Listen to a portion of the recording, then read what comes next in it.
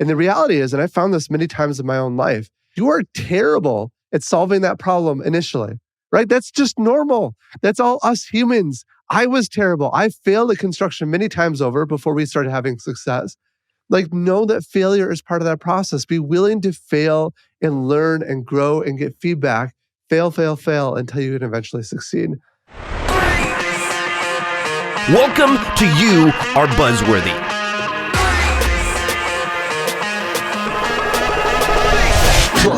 I've been thinking a lot lately about the impact I have on the world. I'm constantly wondering if I'm missing opportunities to do more to change the bad things that are happening around me. At the same time, I understand that I can only do so much and that I am but a speck on a speck in the cosmos. Yes, I went there. I understand that I'm insignificant, but only to the universe, and there's nothing I can do to change that. What I can change is the world immediately around me.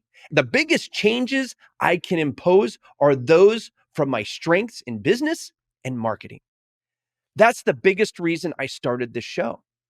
This is part of my impact. And so today, I want to celebrate another human making change in their industry by the name of Mike Kaeding, the CEO of Norhart, which designs, builds, and rents apartments in the US, but they are doing it in a way that is creating an impact in a very traditional industry. I thought it would be interesting to discuss how he and his family business are approaching the impact they are making. So let's join the conversation. Mike, welcome to You Are Buzzworthy podcast. How are you doing, my friend? Oh, I'm doing well. Thanks for having me today. I appreciate you taking some time. You're a busy person, man. Like, Very much, Louise. yeah. But I am definitely, backstage we were talking about your studio. Yeah, a room with a nice wall. And not many people that I have met that have construction companies have a nice microphone. You have the same microphone I use in my studios. And so to even see the backdrop and everything like that, I'm like, all right, I'm impressed. But today we're talking about impact. And I want to start the conversation off with, what your business is, because you have a family business, right? Yeah. Tell me a little bit about the history, you and your business and your family. Yeah, so at a high level, we design, build, and rent apartments, and we're really about driving down the cost of construction. But my parents started the business about 30 years ago or so, and I grew up with it. I can remember driving to the local hardware store with my parents on a family outing as we fill up carts full of supplies, and my dad's trailer just packed full. Drove down the highway. I think it was probably illegal, but we had stuff everywhere, right? And we'd be building these really small buildings at the time. So I grew up with that throughout my whole life.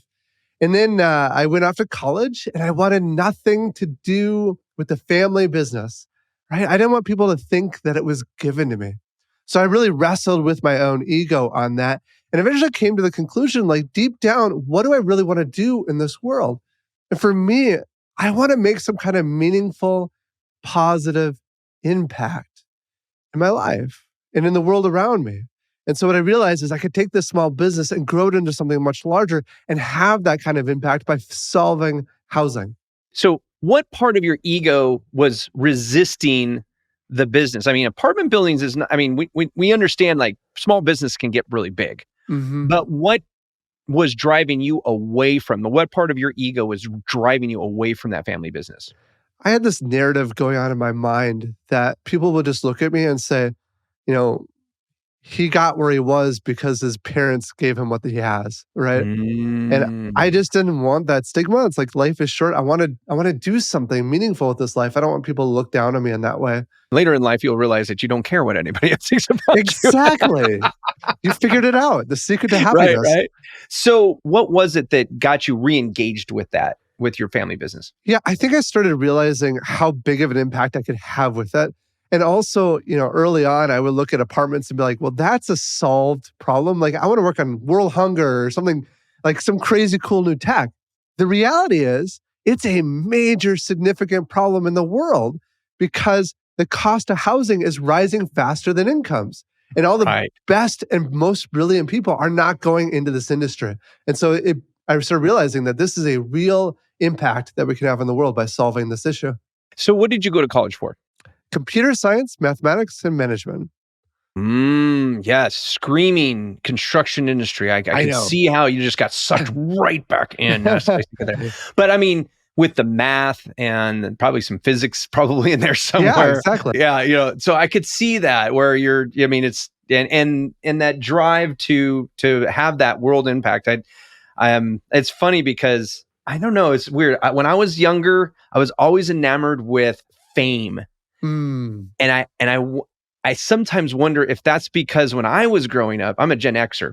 So when I was growing up, children were better seen than heard. Oh. So having your voice was a big deal. So when I came into my own, having that, and then I was also an early performer. I was a professional jazz trombonist at the age of 13. Wow. My and it's the weirdest thing. It wasn't some like I went to some special school. It was just a middle school in Northern California, East Bay, San Francisco. And the jazz ensemble I was in my middle school was just a great group of young musicians. And we went on tour and made an album. And I mean, it was all these things. It happened for a couple of years. So I had that taste, right? Yeah. But it wasn't until after I had been in the Air Force for 10 years and got out that I was like, the need to create impact was the fact that, well, I'm not going to be a rock star. It just wasn't going to happen for me. At the age of 28, I wasn't even close. And, but I could help other people avoid a lot of the issues I had as a working musician, because I had bands after that I had started and run for 15 years. I say all of this to say that everybody comes from their own story and the drive to impact is different. But with you, you're saying that you just kept looking at what you knew from your childhood and then taking what you have learned from college, and you're marrying these two things together. Yeah, exactly. And how did your parents take that? That's the next question I have. Well, initially, my dad really wanted me to join the business. And, that first year or so out of college, I wasn't really in it. My heart wasn't really there. And so I was involved and I wasn't involved. And honestly, I think I was a terrible employee, frankly. I think my dad would have fired me if I hadn't changed. But the reason was it wasn't really my passion. It wasn't really what I wanted to focus on. And so well, what did he have you doing in the business though?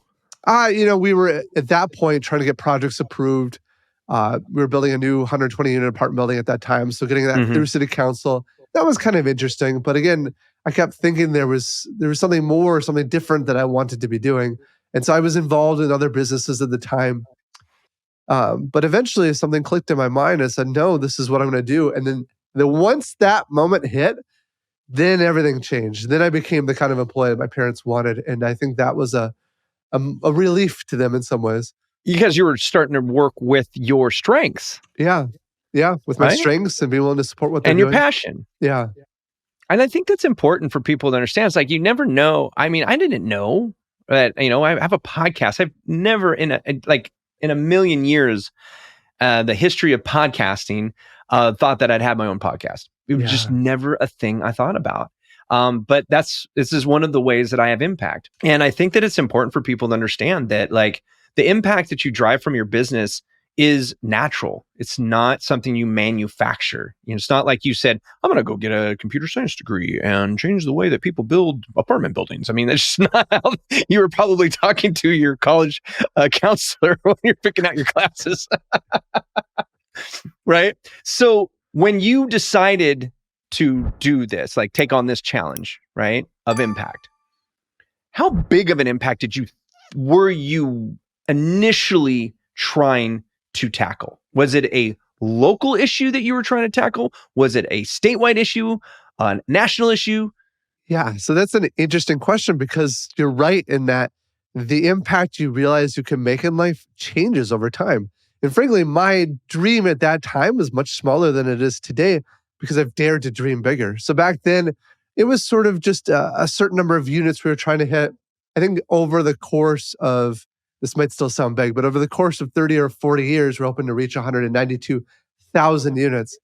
But what's interesting, over time, we learned some really important lessons, like hiring the very best people. And those people started unlocking doors and making things possible that I didn't realize were possible. And Mm. together, we started to realize that we can have a much deeper and bigger impact, both in the number of units, but the deeper impact is in solving the housing affordability crisis by driving down the cost of construction. So, am I hearing you correctly that really the impact initially was profitability, and then there was a social impact, or am I missing something there? I've never really been driven by money or profitability. So that was never really a key element. It was more, I guess, scale was maybe more exciting, or the number of units was more exciting.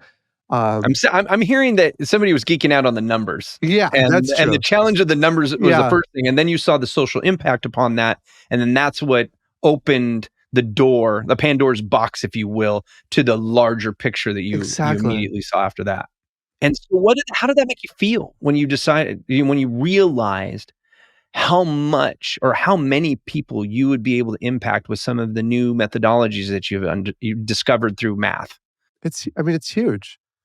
My dad died at a relatively young age.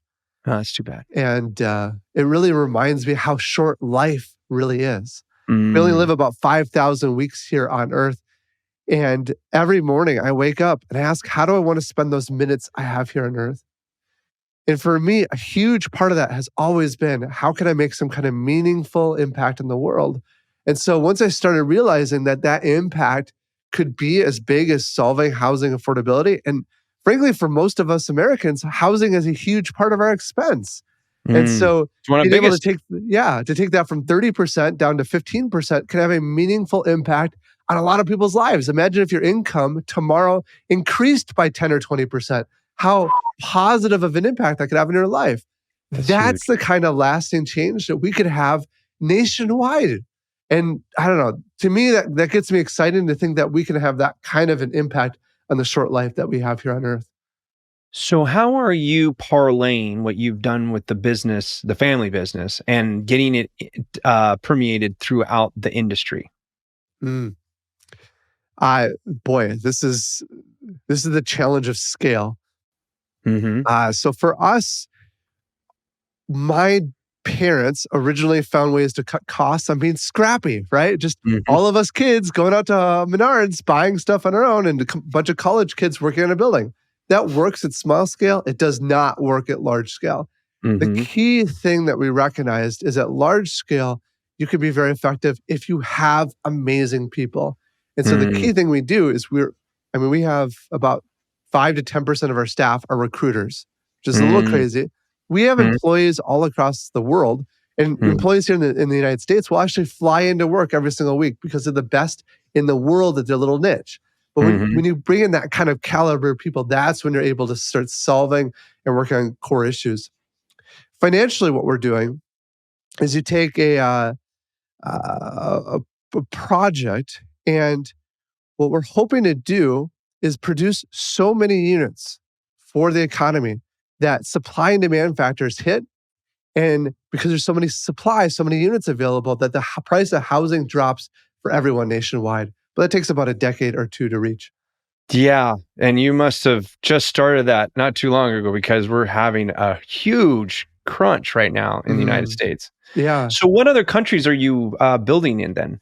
So we are only building in the United States, except that we're expanding some manufacturing capability out to Mexico. But we do have international staff members all over the world that work with us. And so are these have you, like, documented these methodologies and then started sharing them with other construction companies, or how are you expanding this impact beyond the Norhart, industry? Yeah, so it's a lot of conversations like this. Some of the other podcasts I go on, they actually ask me all the details, and I give them all the juicy information. Nice. But even more than that, I think us as a company, even if no one else learns or applies what we're teaching, even Mhm. us as a company can scale up to the point of producing enough units to actually make a meaningful impact. And the reason that is because prices are decided at the margin, and that's why we can have an impact in a shorter time Gotcha. than you might think. So what kind of pushback are you getting by the way you guys are doing business? Because obviously this is not how other apartment building Not at contractors all. are doing it, right? Yeah, boy. This industry is known for being kind of rough and tumble, and I've done it this way because my dad did it this way, my great granddad did it this way, and that's how I'm going to do it forever and always going forward. And the reality is, like, the smartest minds in the world, they don't think to go to construction, right? You're going to tech or healthcare or something fun and exciting and new. If we bring in some of those minds into our sphere, in our world, we can have some kind of meaningful impact. And so what we find is that traditional construction people are not necessarily the best fit in our company. We do try to hire as many of them as we can, but they have to be willing to change and adapt. The bulk of our team has come from finding people with less experience or come from other industries that have that raw mental horsepower and capability to solve problems. Gotcha. So are you finding any, hurdles being thrown at you by your competitors? That's a great question. Honestly, not that much at this stage. I mean, one of the biggest hurdles is land. Okay. And I see competitors just buying up a whole ton of land, and then we can't buy into a particular market because they own all the land. Do you think they Uh, do that because they know you're coming? I don't think so yet, but I think for them, they're just trying to have their own pipeline of land available. It's the finite resource that I think Exactly. that in America, people, they look at this vast, fields of grain and all that other stuff, and it's like, yeah, but you got to build where the people are at still, Exactly. Yep. right? So what's like the one thing that if somebody is like not really understanding where they want or could make an impact in their industry, whatever it is, right? Um, how would you help them approach being able to either find the right type of impact or maybe approach exercising that impact? Mm. Oh boy, there's so much there. I think one of the first things is you need to find something you're passionate about, Mm-hmm. right? Just like in my story, unless you are passionate, unless you love what you're doing, you're not going to be very good at it. Unless you are best in the world, you're not going to have a real impact. And so you're not going to have any shot of being best in the world unless you're doing something you're passionate about. And then pour your heart into making that thing work. And the reality is, and I found this many times in my own life, you are terrible at solving that problem initially, right? That's just normal. That's all us humans. I was terrible. I failed at construction many times over before we started having success. Like, know that failure is part of that process. Be willing to fail and learn and grow and get feedback.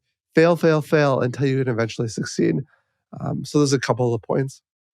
What are you passionate about? What do you love to do? It's time to identify that passion and pour your heart into it. And don't be afraid to fail. We only truly learn when we fail, and really only fail when we don't learn from our mistakes. So the more we become masters of our passions, the more impact we can have on our community, our industry, and in our lives. Thank you for listening to today's show. If you receive value from our discussion, please like and subscribe to the show so you don't miss a single episode. Until next time, stay buzzworthy.